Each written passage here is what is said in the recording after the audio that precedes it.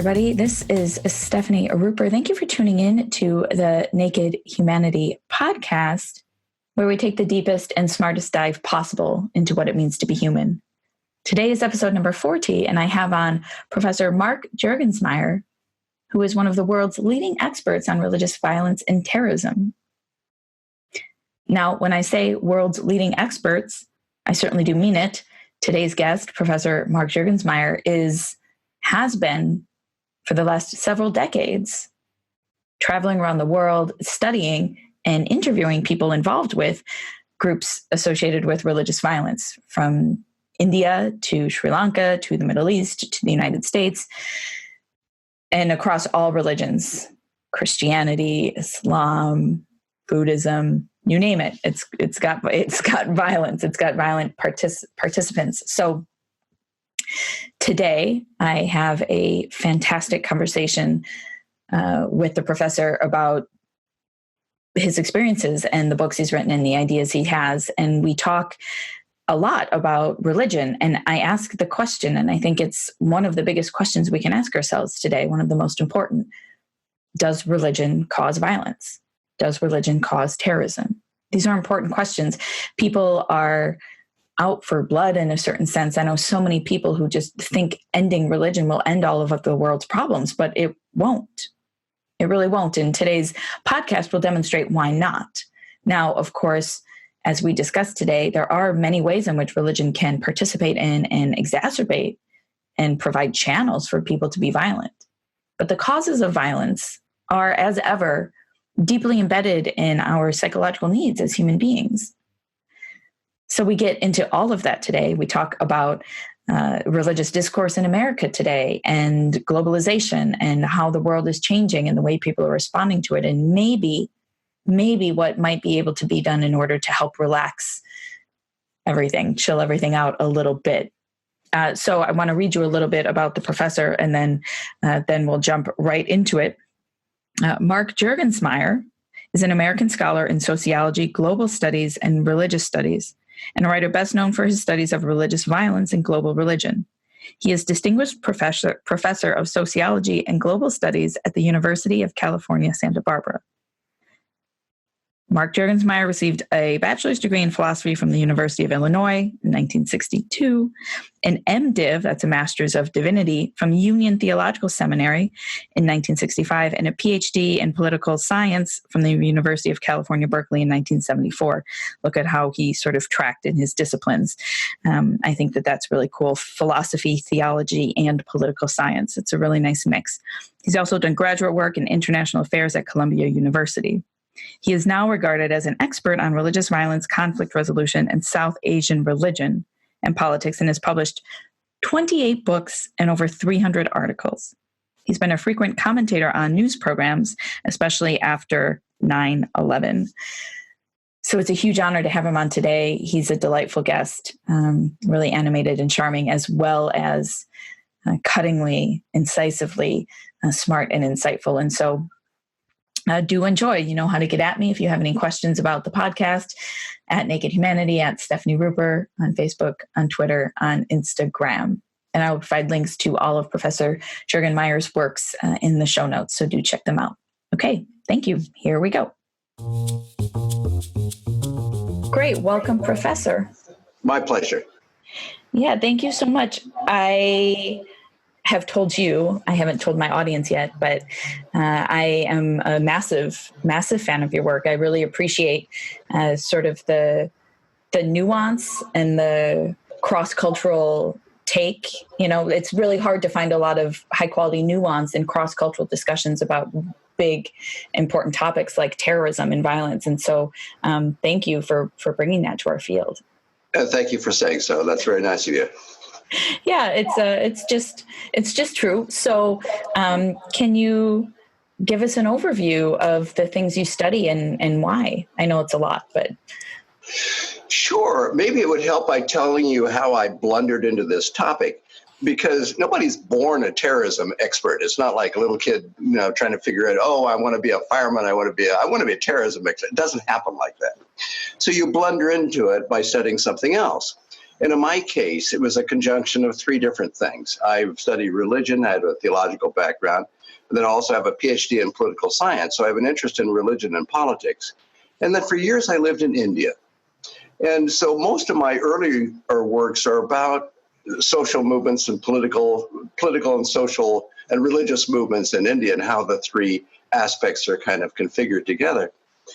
And in the 1980s, there was this strange spiral of violence between young Sikh men and the Indian government, the Khalistani movement, led by Sant Janal Singh Bhindranwale, which led to a horrible instance in 1984, Operation Blue Star, in which Mrs. Gandhi attacked the Golden Temple thinking she would get rid of Bhindranwale and his terrorists and all the horrible things they were doing, which were genuinely horrible. I mean, there were kidnappings and hijackings and all kinds of horrible things. And she ended up killing Bhindranwale, but she also killed 1,000 devotees who just come as pilgrims to the Golden Temple. And of course, Sikhs all over the world were incensed, and then the movement continued for another 10 years or so. And I wanted to know why. Because these could have been my students. I lived in Punjab for several years. These could have been my students at Punjab University. How could they be so swept up in this angry spiral of violence with the Indian government? What was there about this kind of extraordinary madness that sometimes seizes people in this kind of vengeance of what I later began to call cosmic war, swept up in a notion of great, almost divine existential warfare between good and evil and right and wrong. And so I went back to the Punjab and I talked with people.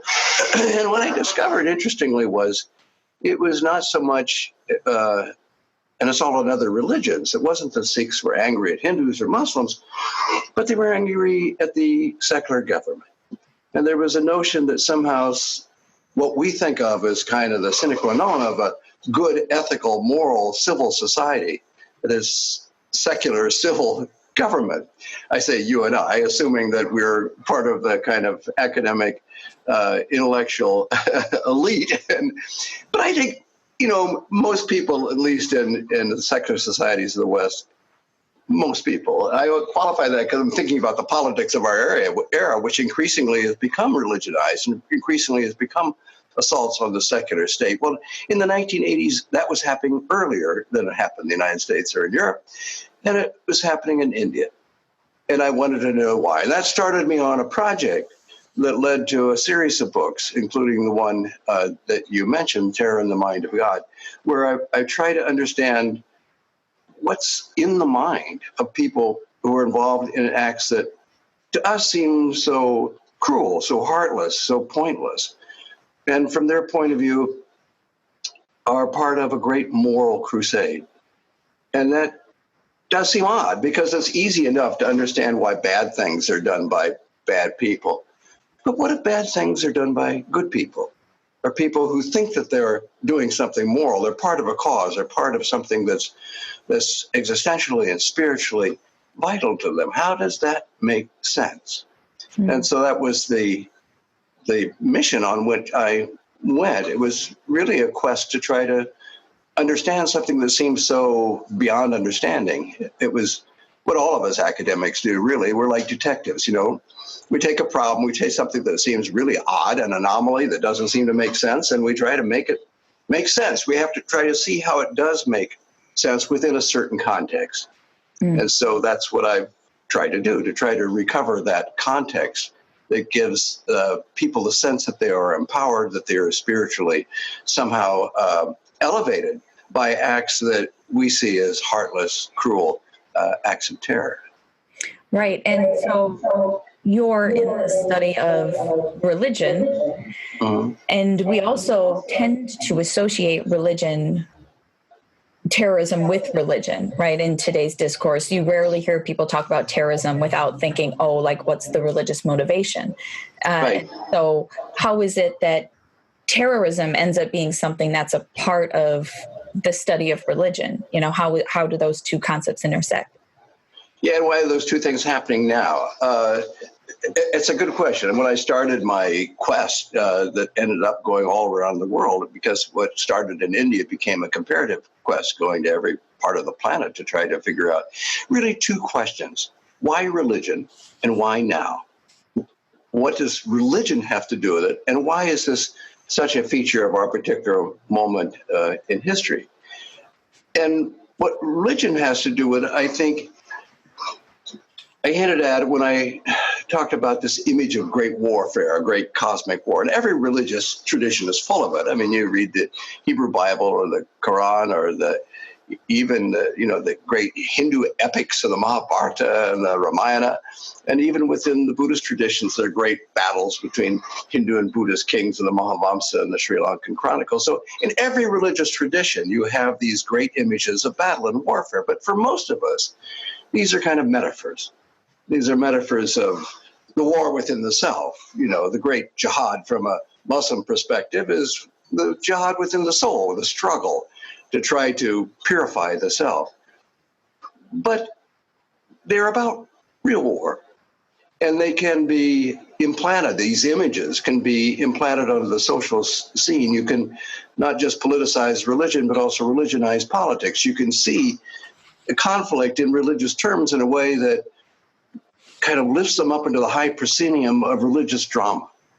And in doing so, make them really extraordinary causes, in some ways impossible to negotiate, for example, because you are involved then in your imaginations in a kind of cosmic war, a battle between good and evil, and right and wrong, where the enemy is just the hopeless agents of Satan and you can do nothing with them except destroy them. So religion gives an extraordinary power to people who are engaged in a conflict, especially a conflict that they think they're losing, a conflict for which they have no other sources of power. And for that, religion gives this sense that, well, even though we may think that we're losing, God is on our side. I interviewed some of the leaders of the Hamas movement in Gaza, in the Israel-Palestine struggle. And I interviewed Sheikh Hassin, and I also interviewed Dr. Rantisi, who is the kind of political head of the Hamas movement. We had a long conversation. I said, at one moment I felt comfortable enough to say to him, he said, these acts of suicide, terrorism against Israelis are, obviously they make a huge impact, but, you're fighting one of the largest armies in the Middle East. You can't possibly defeat the Israeli army by these means. And he kind of smiled and looked at me as if he was looking at a small child. And he said, well, maybe not in my lifetime. He said, maybe not in my children's lifetime.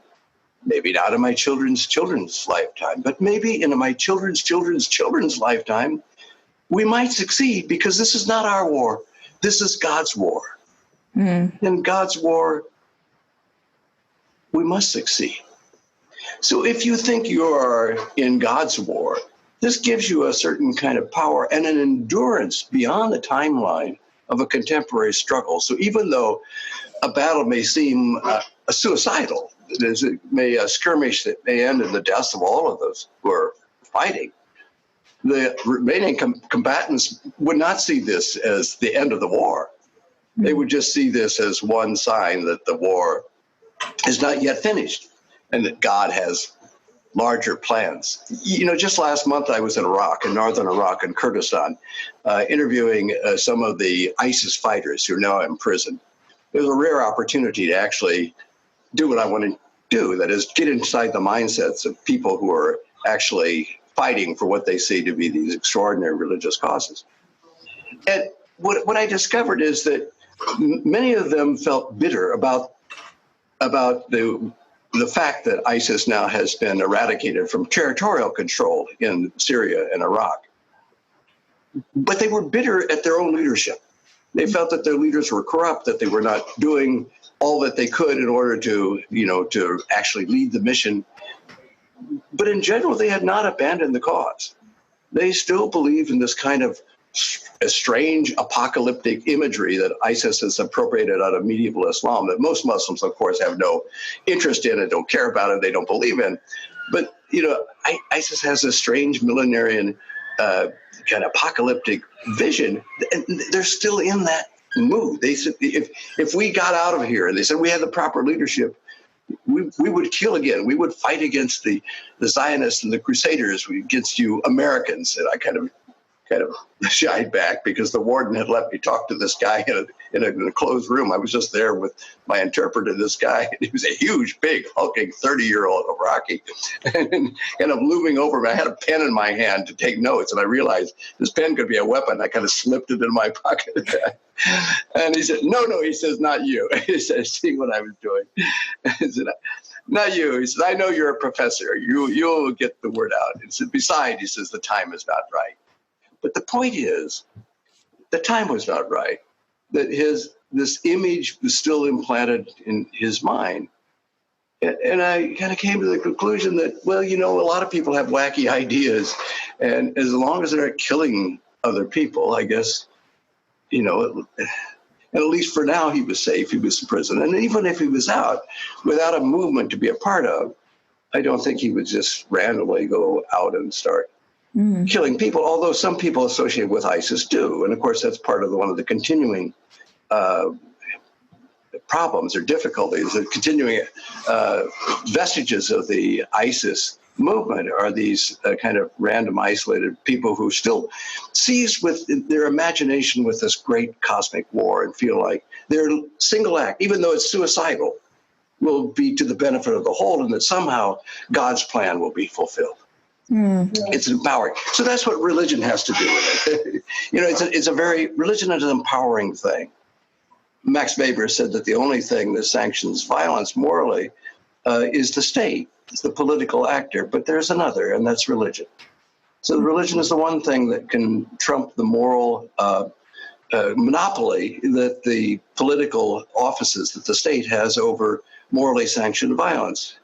Religion can provide that ability for people to kill with impunity without any sense that they're doing something morally corrupt. It's a disturbing truth, but it is true. So religion is empowering. The next question is, why now? And for that, I think the two things help me understand, and I'm explaining this as if I just sort of discovered it while talking to people, and that's true. It is true. I'm just telling you things not that I've kind of figured out at my desk and then implanted on the rest of the world. I mean, I genuinely went out in conversation with people who were involved in violent acts with a kind of child's curiosity. Why are you doing this? It's the oldest sociological method in the world. If you want to know why people do stuff, go and ask them. Just engage them in a kind of conversation where you get the rich texture of their lives and the whole context for what they're doing. And as I said in the Sikh case, I was surprised to see that they were not in battle with Hindus or Muslims. Not directly. I mean, there were some Hindu leaders that were targeted, but they were targeted insofar as they saw them as agents of the secular state. So there is this notion that in some way, what we think to be the moral edifice of secular nationalism was insufficient. It was morally insufficient. It was politically insufficient. And that this was not just a national problem. This is a greater problem than just in one region. And that the other cue for that was the virtual global character of these movements. And that's part of the why now. Why all over the world, at this particular moment of history, are movements springing up that seems to challenge the moral sufficiency of the nation state with new notions of nationalism or transnationalism in movements that are empowered by religion, which is the one vehicle, of course, that can empower a challenge, a revolution against the state. Religion is always inherently revolutionary. It always had potential to challenge the moral character of the nation state. Dr. Martin Luther King, in his letter in Birmingham jail, I mean, that we have this notion that moral laws, laws from God, can challenge righteously the power of the nation state. So why is this happening now? And it's happening all over the world. It's happening globally. And that was the second cue, that the very nature of the global ubiquity of these movements hints at the power of globalization, this new force that has emerged in the world, in the last several decades, but certainly after the end of the Cold War, to challenge the authority of the nation state, where increasingly in a globalized world, everything is made everywhere. There's no longer national economies. There's no longer national social organizations where everybody can live everywhere with extraordinary demographic shifts, and you can see them as part of the politics of the time. If you look at the two things that empower Brexit in England and the rise of Trump in the United States, it's issues over trade and immigration. Two characteristics of globalization, where you can, the economy is now merged on a global scale. There's no longer single siloed national economies, but peoples are no longer siloed in the kind of national communities they used to be. And culture is certainly not siloed. With the rise of not just the audio and video media, but now with the internet, and where instantly you can be online with everybody anywhere, and you can form these transnational communities. We live in an increasingly globalized world. Everything we do from the moment we get up is kind of linked with this larger pattern of globalization, which undercuts the traditional notion of the national community, nationalism, and the national nation state. So it's understandable that in this kind of sense of fragility of the nation state international connection, which we thought in the middle of when I was a graduate student, especially 50 years ago, this was the character of the world. This is the way the world is now. This is the way the world is always going to be. But the nation state is a kind of universal kind of artifact that is then political artifact that's implanted on the rest of the world has existed really only since the middle of the last century. And by now, it is under siege. It's begun to weaken. And of course, there's a rise of neo-nationalism. That's one of the reasons why there is a rise of neo-nationalism. These kind of desperate attempts to reclaim, often in religious terms, whether it's Russia or whether it's in Germany or France or Austria or the United States, to try to reclaim in religious terms the character of traditional nationalism as a kind of dying gasp. It's not going to work because globalism and globalization is a part of the future. So what I was looking at were really early forms of exactly the same kind of phenomenon. This kind of attempt to reclaim a sense of self in a social location, because all of us need that in some way. We're social beings, we humans. We like to understand ourselves in a social context. We want to know who we are. And that means we want to know what community we're in. And I've seen a remarkable rise of kind of ethnic tribalism in the United States, where there's one of my graduate students, a wonderful woman who came from a Muslim family from Afghanistan. I knew her mother, were very sharply dressed with coiffed hair, and short dresses and so forth. And Sarah came to class one day wearing a hijab. And I said, Sarah, what are you doing? She said, what do you mean, what am I doing? You're wearing a hijab. She said, yeah. And I said, why? I know you're not all that religious. She said, yeah, but I'm Muslim. I'm proud to be a Muslim. What's wrong with that? I said, look, there's nothing wrong with that. I'm just wondering why suddenly you're doing it. She says, because I can.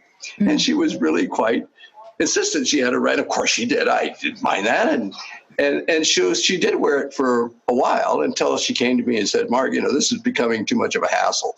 People look at me funny at the bus, and I said, I'm going to stop wearing it. I said, look, whatever you want, but I understand.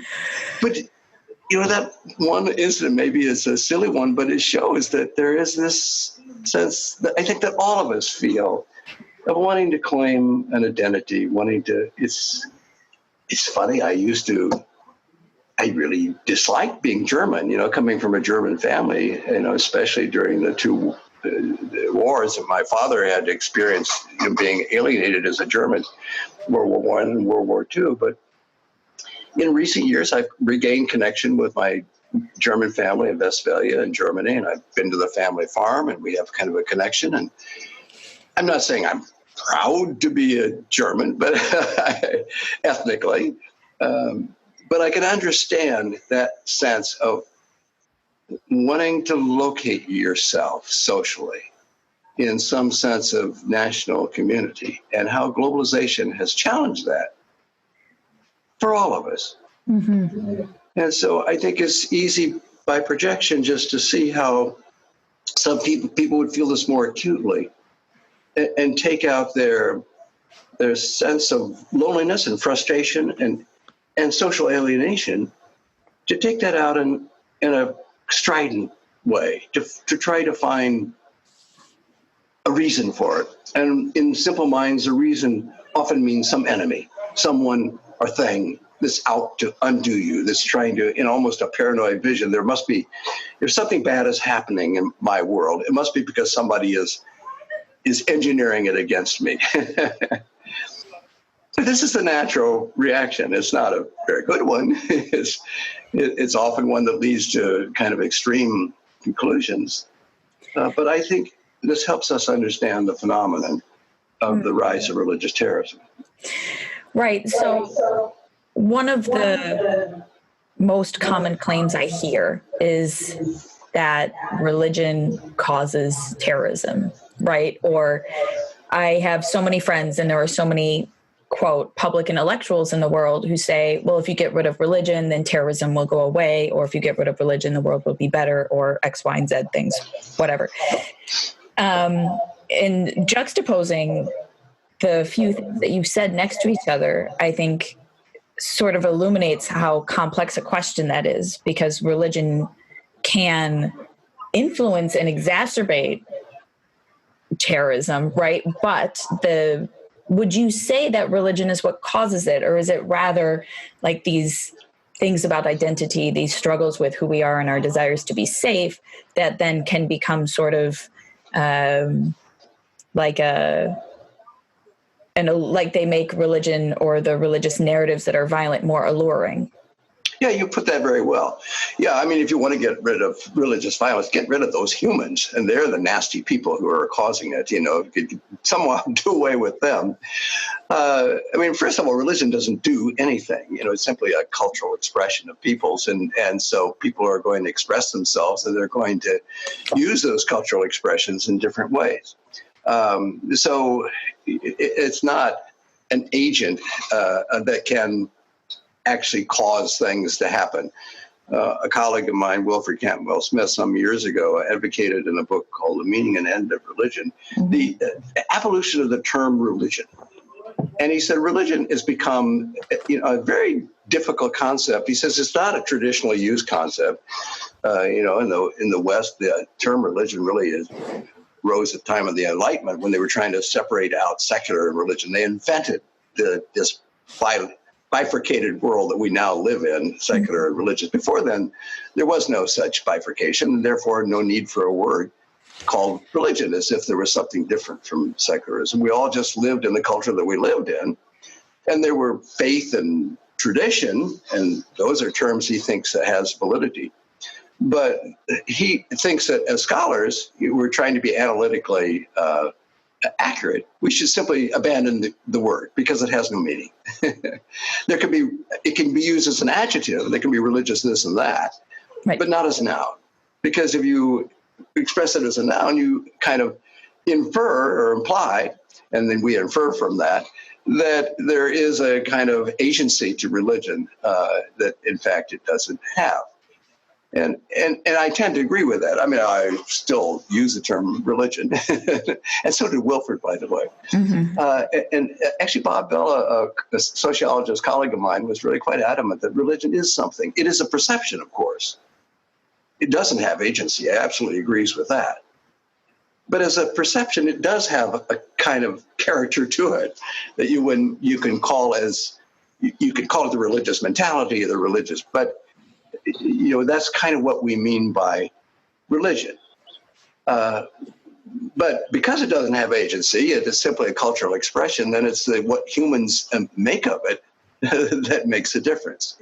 And because it is such a rich repository of cultural symbols, including these kind of great images of warfare, when these are implanted on our material world, or our mundane world around it, it can give them a kind of luminosity, a kind of character an enhanced absolutism that makes it much more difficult to deal with conflict. So the way you put it, I think, is quite accurate. Religion doesn't do anything, but to imagine a conflict in religious terms can make a very unfortunate, have a very unfortunate result. It can empower combatants to use violence with the kind of moral freedom that otherwise they wouldn't have enjoyed. It can lead them to be engaged in battle even when they're losing, as I described with the Hamas leader, because they think God is on their side and ultimately they'll win. It makes it more difficult to negotiate, because if the conflict is, if God is on one side, you don't negotiate with God, right? So, so religion can, the simple way of putting it is, religion is not the problem, but religion can be problematic. That's a nice sentence. I will quote you. I'll write that down and quote you. I think, so then when we look at different religions, this becomes really important, because obviously in the West, it is common to conflate Islam with religious violence. But if all religious narratives have images of cosmic warfare that can be lionized, then there really is potential for religious violence kind of anywhere that we might look, right? There is. Yeah, and not just potential. You don't have to lift very many stones to find it there. And one of the things that I try to demonstrate in my book, Terror in the Mind of God, is that religious violence is everywhere, in every religious tradition. Mm-hmm. In the United States, for example, despite the kind of paralyzing fear of Islamophobia that Muslims are out to get us, the acts of terrorism in recent years are almost all by Christians. Mm-hmm. Some of them express themselves as nationalists, but often they are undergirded by a sense of Christian nationalism, a white Christian nationalism that they feel that they are protecting. And this is certainly true of Timothy McVeigh, whose attack on the Oklahoma City Federal Building in the United States was the largest act of terrorism in the United States before 9/11. And if you look at his favorite book, The Turner Diaries, which he used to hawk at gun shows, and it was found in the trunk of his car when he was arrested, it's all about an imagined war, a great battle between these true Christians who are part of a group called The Order, capital T, capital O. And they are initiated into like a monastic movement. They are more true Christians. They don't call themselves a church because they think the churches have been bought out by the multicultural, liberal, even the evangelical churches. They are not, the true Christians, the true manly Christians. And they're very specific about the masculine imagery because they think only white, male, heterosexual Christians are capable of leading the battle to restore America to its true greatness. And so Timothy McVeigh's attack on the Oklahoma Federal Building, he hoped would be kind of excite this war. It would be a demonstration that the war existed, the battle was there, and the time had come for all righteous Christians to rise up and to rise up against this, the cruel, mediocre, multicultural, liberal culture of the West. But that didn't happen, of course, just as almost exactly the same idea that was perpetrated by the attackers on the World Trade Center and the Pentagon on 9/11. Exactly the same kind of image, except they were Muslims, and they thought that this act was going to shake up Muslims around the world, and suddenly they were going to think in terms of war. Well, most Muslims were too smart for that. They didn't immediately think in terms of war. The only true believers were just a couple hundred, maybe a couple thousand, who were supporters of Al-Qaeda. And the only people who really bought into that image was us, was the United States government and the Bush administration, who suddenly talked in terms of war, cosmic war, the war on terror. Very same imagery that the attackers used in 9/11. And here I was, kind of the lone academic on talk shows going around saying, stop, stop using their language. We're buying into their image. We're actually inadvertently supporting the worldview that they were trying to project in attacking the World Trade Center in the first place. But unfortunately, we're still mired in the consequences of that. The United States is still involved military in Iraq and Iran. Yeah. I mean, excuse me, Iraq, not yet Iraq and Afghanistan. I was getting ahead of myself. I hope by the time you listen to this podcast, we still will not have gone to war with Iran. It's one of these horrible possibilities. Yeah. But anyway, there we are. There we are. Yeah. So talking about the future, you're absolutely correct. Maybe by the time this podcast comes out in a few months, there will be action in Iran. And it will be a kind of imagined war and terror that spurs that war also, if that's the case. But I hope the American public is sensible enough and empowered enough to keep that from happening. Well, it's so enticing, right? The participation in these narratives. I mean, that's entirely your point. And it doesn't seem to be slowing down. Right. There's I don't see the brakes on currently. Right. So I'm prompted to ask, and I'm very sorry for my ignorance, but you said that you actually first got into studying this when you were working and living in India and watching these sorts of things happen. And it was a few decades ago. And I'm wondering if, having studied and observed these kinds of movements happening throughout the world, if you have any sort of insight as to what can, if anything, can tamper them. What a wonderful segue to tell you about the topic I'm working on now. Great. I'm working on a long multi-year project on how terrorist movements end. And so the reason that I was talking with the ISIS fighters in Iraq just a month ago was to try to figure that out. It is, what was it? How did they know that the war was over? How did it come to the end? And is it really over? And I've been going back to the Khalistani people. It's now 25 years since that movement had ended. But now I'm going back and talking with old militants and old people who are fighting against them to try to figure out what happened, to try to get some perspective. When did they sense that the cosmic war was over and they no longer, the struggle would no longer work?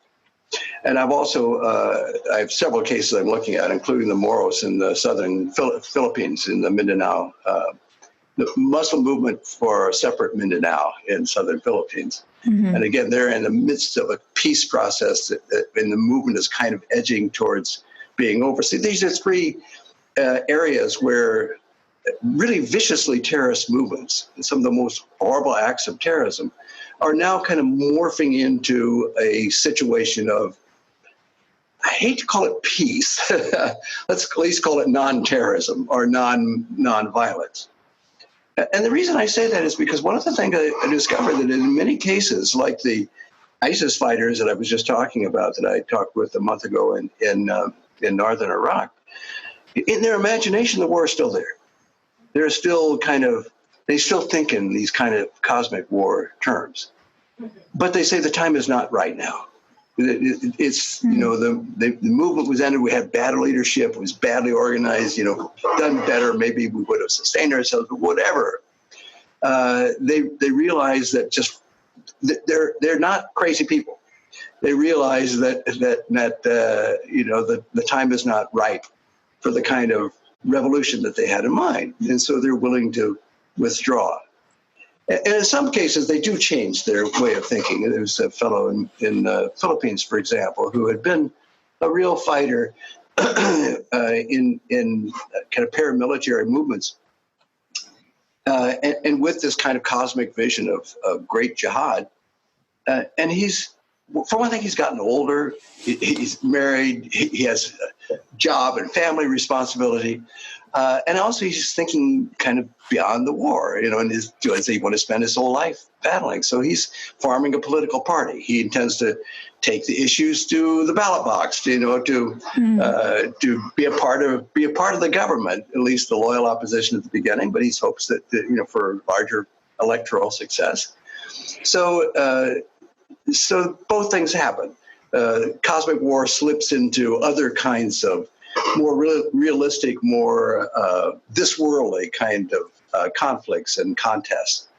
And in some cases, the images of cosmic war persist, but people become more realistic. And one of the old fighters, I asked him, if you could get out of prison right now, would you rejoin the movement? He said, well, no. He says, there's no movement to join into. And So maybe he'll become a mechanic, and he wants to raise a family. And so I was thinking, in 10 years from now, my car could break down in northern Iraq, and the mechanic is this old ISIS fighter, and he's, fixing my carburetor. But he's also telling me, if the chance comes again, we're going to join the great struggle, and, God will succeed. But right now you have some problems with your carburetor. Just a minute, let me, So that could happen because a lot of us, harbor wacky feelings and wacky ideas. And I think other people are willing to tolerate that as long as you're not killing people on the basis of it, as long as you're able to survive in ordinary civil society.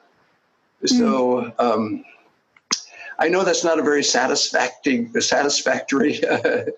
kind of description of the termination of terrorism, but it takes a combination of things. I think it does take real force, police, military force to show the limits of violence, but not excessive force. Because if there's excessive force, then that kind of leads to that image of cosmic war that the combatants think, oh, great, now we really are in the battle. So it really spurs them on. It has an opposite effect. So it has to be a very measured, calculated kind of approach, and it has to be in civil law. You have to bring people to courts. You have to show them the power of normal civil society. You can't just take them out and kill them. Take them out and kill them and say, oh, great, you're buying in our terms. That's what we do. You right. Kind of verify the legitimacy of the cosmic war ideas that they've been thinking about. But you take them off and put them into incarceration and then have a legal trial and allow them to have a legal, support for their positions. Then you're showing, hey, there is another way of life, and there is another way of dealing, even with somebody like you who thinks that we're evil. If you've done bad things, you have to be accountable for it in a civil court.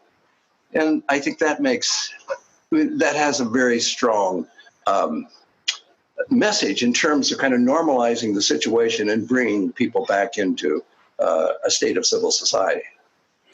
Yeah, there's almost this sense in which there is so much intensity in the narratives and in the actions, right? These huge acts of sacrifice and suicide and what have you, and all of the fervor around it. And it may just be the case that over time it's hard to sustain, right? I've spoken with many academics or people who work with de-radicalizing terrorist groups, and everybody pretty much says, like, yeah, some people like eventually just want to have kids, right. And that's important. But also the thing about are they turned off by the infighting and all of the corrupt, because power grabbing, all the stuff that goes on in any organization.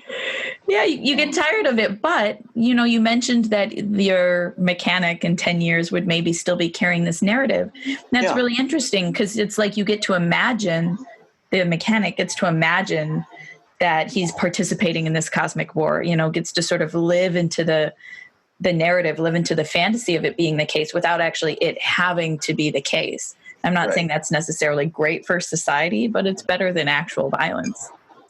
Yeah, absolutely. But it does show that in terms of counterterrorism narrative, and by the way, I'm apologizing for my squeaky old wooden office chair. But it does show that if you're trying to do counterterrorism, one thing that probably doesn't work is to try to talk people out of it, to try to show them that their version of Islam, for example, is not real Islam. Hey, I have a moderate mullah here. He's going to tell you that your way of thinking about Islam is not correct. And they're going to look at him and say, yeah, he's a moderate mullah. Get him out of here. That's going to be so unpersuasive. Because as I say, many of these people continue to harbor the same ideas, and they're not easily talked out of it, because once you kind of buy into this religious narrative, you're buying into a whole kind of way of looking at religion and its relationship to life. But you can certainly persuade people about the impracticality of doing what they're doing, and about the possibility of an interesting civil life. One of the things that the Philippines government is doing in southern Mindanao, I think, is so smart, And that is, it takes some of these old fighters, these old moral fighters, people who joined the movement when they were 16. All they know is killing. All they know is fighting. That's all that they've ever done. And they put them in retraining camps. They teach them how to be mechanics. They teach them how to be plumbers. They teach them how to do things in the world so that they can go out and actually get a real job and they can be productive in society, and that they can see, they can have the hope of an alternative outside of this movement. Because just on a very practical level, if you can't imagine life outside of this movement, if your whole social structure is, the brotherhood or whatever within the movement, and your whole kind of knowledge in terms of your employable skills is how to shoot a weapon and how to be a part of an army, it's very difficult to imagine yourself or even to make that transition into another way of being. And this is where I think efforts to try to retrain people, re-socialize people, provide them the opportunity, not force them into it, but to provide them the opportunity to imagine themselves in a different way of life, can make a huge difference. Yeah, I appreciate that a lot. And I feel like I love that I see these solutions coming from a wide variety of fields, right? In the study of religion and social psychology and cognitive psychology. I think that's really great. We're actually kind of running up on time. I have one more question I want to ask you. Sure. That's okay. Yeah, but just to add to this, you can splice it in if you want it or not, that if you think religion is the problem, then you think, changing the religion is the solution. The fact that changing the religion isn't the solution should give you a little clue that maybe religion wasn't the problem in the first place. Maybe the problem is always humans, Yeah. Always humans. Those darn humans, get rid of them, we'll get rid of the problem. Yeah. So we've just discussed the sort of de-radicalization of terrorism and extreme violence. But what can we do? Is there anything we can do about sort of halting it before it stops, right? So we're religionizing, I think might be the phrase. Halting it before it starts. Mm-hmm. Right, like we're religionizing our political discourse, and we are seeing like a ratcheting up of intensity of the narratives that we're using in the States and in the West, and like what people already know how to be mechanics, right? And so is the solution to provide a sense of self-esteem or identity in a particular way, or is it to change the way we, provide social services or the way our secular governments are set up? Like, do you have any ideas about that? Yeah, no, it's a real difficult problem. I mean, previously we used to say the problem with dealing with bad speech is more speech, to have more availability for people to hear different points of view. The problem that we have in the internet age and the age of cable television is that our information is siloed. That is, we choose our sources of information, and the very algorithms of Facebook or Twitter or YouTube supply us with the same kind of information, the same kind of channels. So it becomes a self-fulfilling prophecy that if you're into one kind of political perspective, one kind of political point of view, then you're going to be bombarded by and get more and more information that reinforce that political perspective, that particular point of view. So if you think, all Muslims are evil, and you start going online with that interest, then within a matter of minutes, you will get scads of informational sources that verify exactly what you're thinking, because that's exactly what our sources of information do to us. That's a real problem. And how to cut through it. I think one thing that these media outlets should be held accountable, that there should be some way of at least moderating or mitigating these kinds of algorithms, that particularly when they provide more extreme visions or versions of people's people's points of view. We certainly should do something to try to prohibit foreign governments from creating bots that permeate our Twitter and Facebook feeds and our airways in a way that we imagine that now the whole country is rising up in order to support a particular point of view. So yes, there has to be increasing government regulation of particularly on the social media, our sources of information. But in addition to that, I think we also need to, those of us who have other sources of information need to speak out. We need to provide as much public information as we possibly can. We need to go on podcasts, for example, and talk with people about the way in which we as academics see the world. Because even though we're not perfect, we usually have spent some time trying to figure out why things are the way they are, and to be able to share that with the public, I think, is our moral as well as our intellectual responsibility. I agree. That is why I am here. Great. Okay, so you're doing a lot of very important things to help the world. So I want to let you go so you can go do them. If you have anything left that you want to say, now is the time to do it. No, it's been a good conversation. Thank you very much. Yeah, thank you. And for everybody listening, I will provide links to many of the books, which are actually very good reads and not full of intellectual jargon. So Terror in the Mind of God is a great read. I do recommend it. And if you want to follow me on Twitter, it's at Juergensmeyer. Yes, great. I will provide links to his social media profiles as well. So thank you again, Professor. This has been really fantastic. Thank you. My pleasure. Okay, great. Take care. Bye-bye.